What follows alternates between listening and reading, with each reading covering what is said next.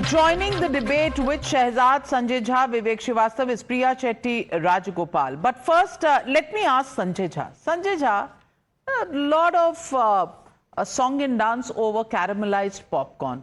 May I tell you just a little nugget of facts? The nugget is that this decision was not made in this GST Council meeting. It was only a clarification.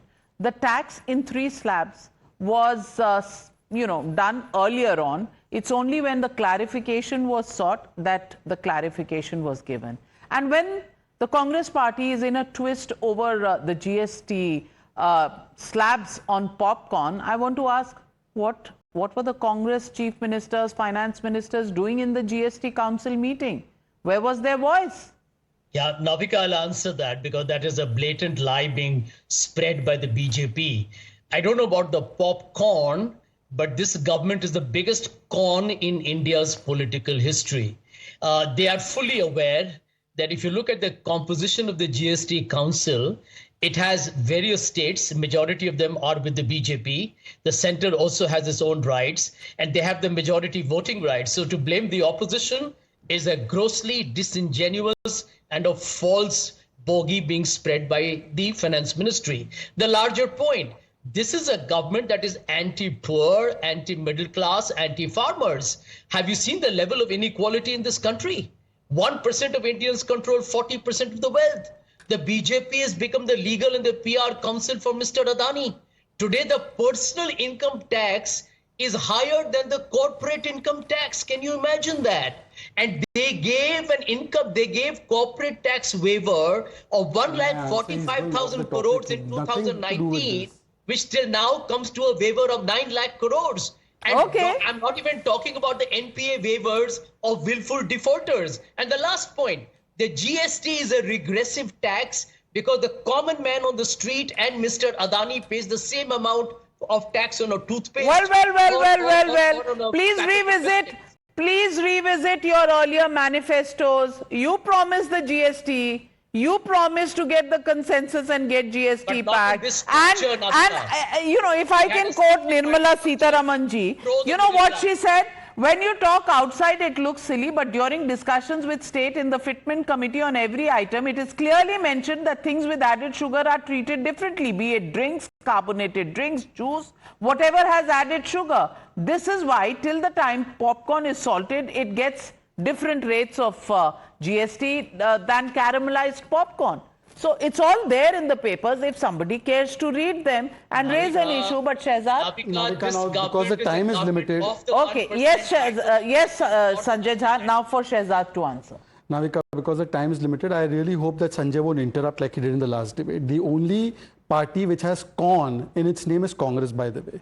Secondly, Sanjay Jha, Himachal, Karnataka and Telangana are represented in the GST Council. If this decision was indeed against their interest or they were not with this, please don't interrupt. I did not interrupt all the time you had a diatribe. Fair enough. Please. Fair enough, Navika, this is not make right. your point. All right. If Himachal, Telangana and Karnataka had an issue with this decision, please show us in writing that they took a decision against this. In fact, it is the states and the GST Council together that has decided. Let me give an example. Loose wheat that we buy will not attract the same GST as a packaged roti of a branded company. Will it?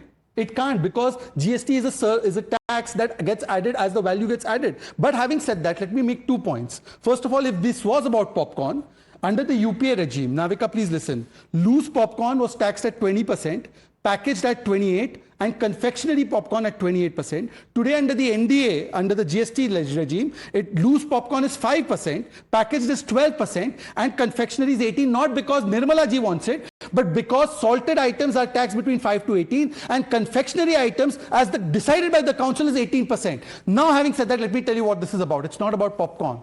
The kernel of truth is that it's about Nirmala.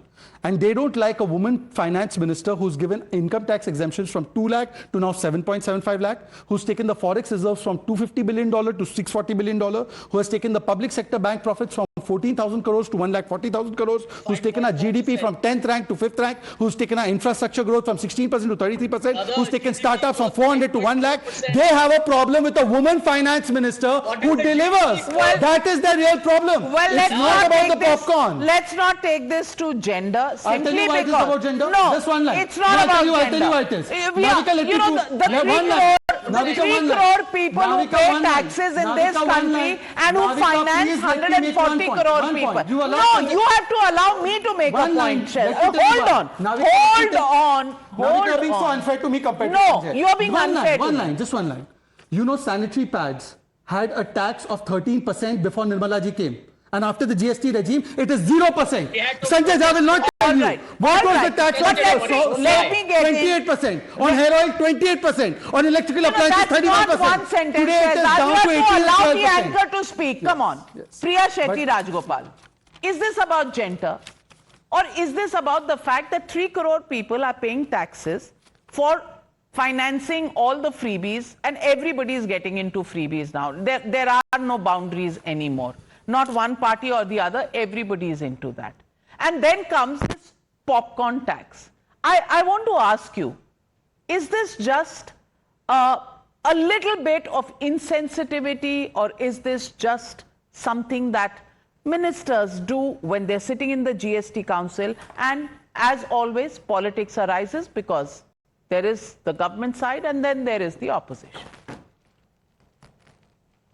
Thanks, Navika. But there's a delicious upside to caramelized popcorn, which is my favorite.